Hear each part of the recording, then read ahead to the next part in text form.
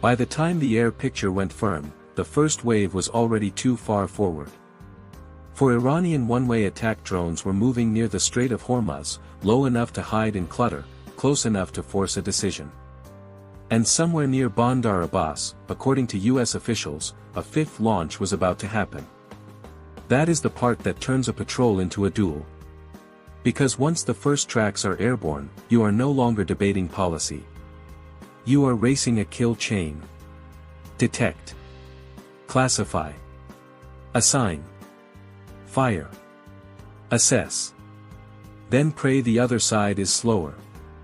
Public reporting described this as a limited US defensive operation, for drones shot down, one Iranian ground control station struck before it could send a fifth aircraft into the fight.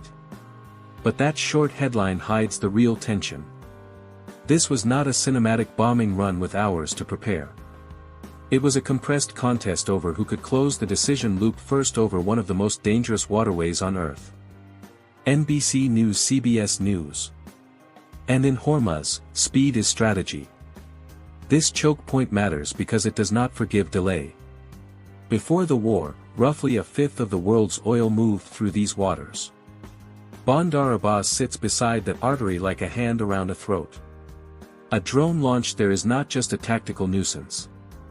It is a signal to every tanker captain, every insurer, every naval commander in the Gulf that the line is still unstable, and still vulnerable.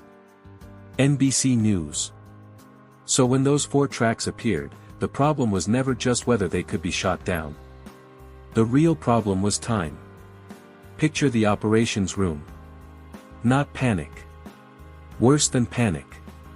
Discipline under compression.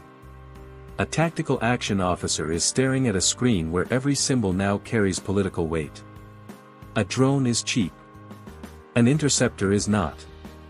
A misread track can trigger escalation. A late read can get sailors killed. And the radar picture alone is not enough. You need intent. You need heading. You need confidence that these are not decoys. Not noise, not something drifting through a crowded maritime environment. But you do not get perfect certainty in a fight like this. You get enough. And, enough has to arrive before impact. That is why missile warfare and drone warfare increasingly collapse into the same kind of contest. The vehicle matters less than the timeline. Once an incoming threat is inside your reaction envelope, the engagement becomes brutally simple. Can you build a targeting quality track fast enough? Can you assign the right weapon fast enough? Can you stop the current wave without opening the door to the next one? Because the next one is always the real danger. The broader context made this even tighter. This strike came amid a fragile ceasefire and after an earlier round of reported US self-defense strikes on southern Iran, including missile sites and boats allegedly trying to lay mines. In other words, the battle space was already primed. Nobody in that room could assume this was an isolated contact picture. Every new launch risked becoming the front edge of a wider probe. BBC News, CBS News. Now the kill chain splits into 2 races at once. First, the outward race, the 4 drones already airborne. Second, the inward race, the launch node that might put a 5th drone into the same corridor. That second race is where this becomes more than a routine interception story. If you only shoot down what is already in the air, you are playing defense 1 frame at a time. You are accepting the enemy's tempo. You are letting the launch architecture survive long enough to regenerate the threat. And near Hormuz, where geography compresses every timeline, that is how a controlled incident becomes rolling attrition. So the screen is no longer telling one story. It is telling 2. A commander has to decide whether this is merely a local air defense problem or a chain problem. Do you focus only on the inbound tracks and preserve political restraint?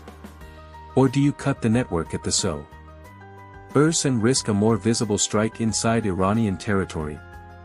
That choice is the battle. And it is here that the reported operation becomes far more revealing than the headline. US officials said the ground control station in Bandar Abbas was hit because a 5th drone was about to launch. That means the engagement did not end at interception. It moved upstream into the architecture that was generating the attack. This is classic kill chain warfare. Do not just defeat the arrow. Find the archer while his hand is still moving. NBC News, BBC News. And that changes the emotional geometry of the entire event. At first glance, this looks like a simple defensive success. 4 threats down. Launch site hit. Crisis contained. But the midpoint realization is colder than that. The 4 drones were never the full picture. The real fight was over whether the launch cycle itself could continue. That is the hidden brutality of modern air and missile defense. Interception is only half the job. The deeper question is whether you can close the enemy's loop before he opens another one. If the answer is no, then even a perfect intercept record becomes a losing posture. You are spending expensive attention, expensive weapons, and expensive time just to stand still.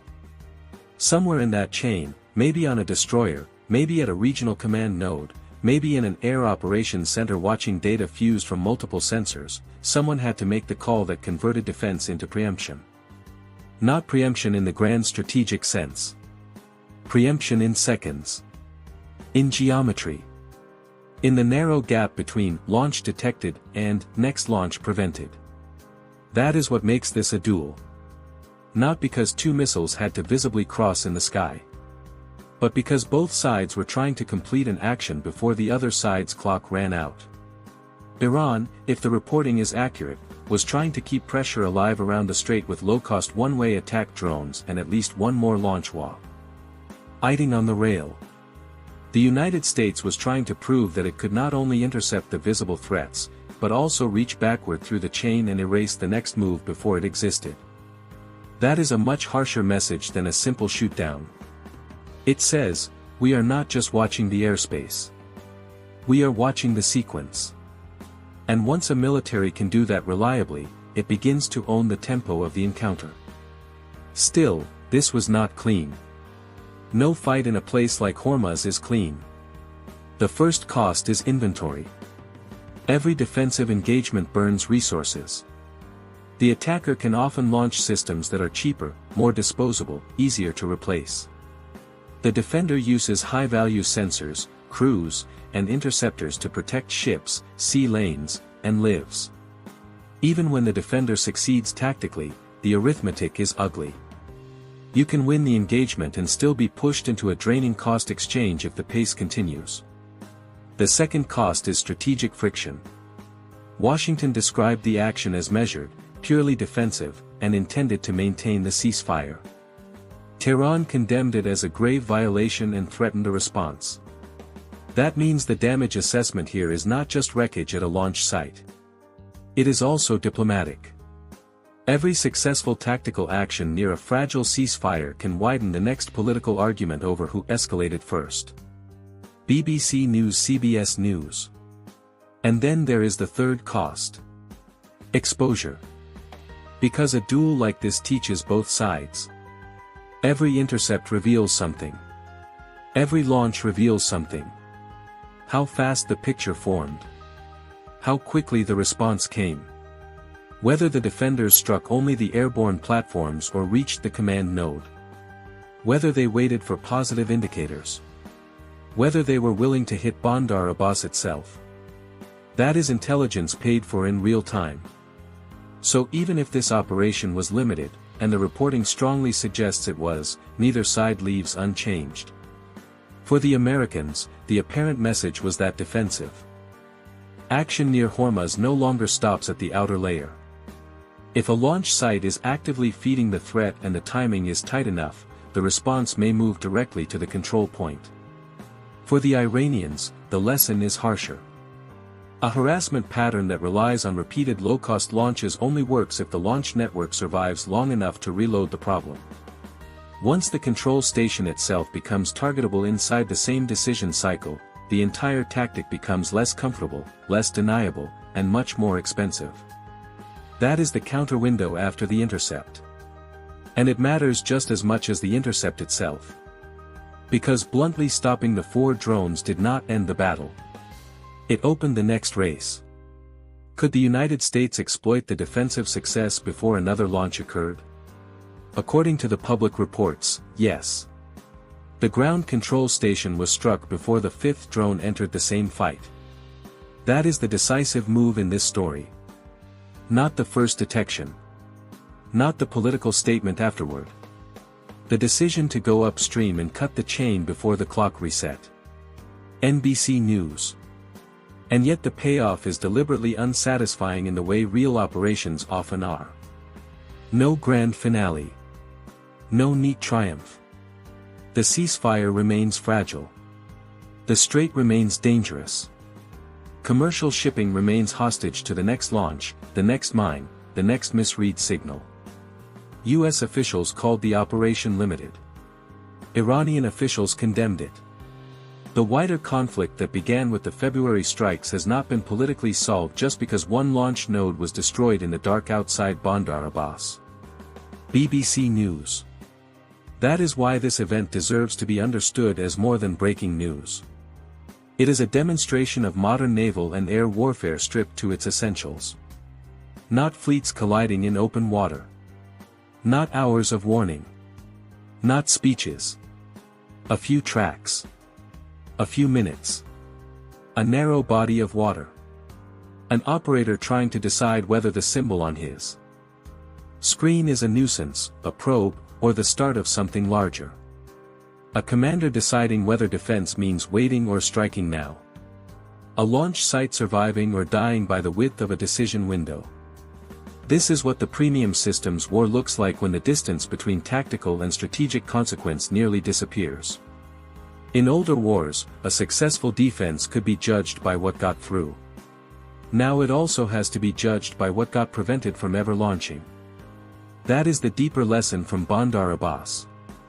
Missile and drone warfare punishes hesitation because it punishes sequence.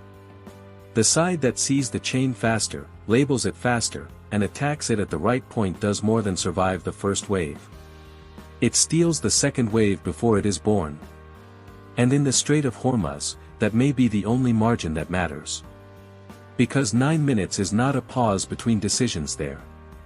9 minutes is the entire war, compressed into one screen, one order, and one strike before the next track appears.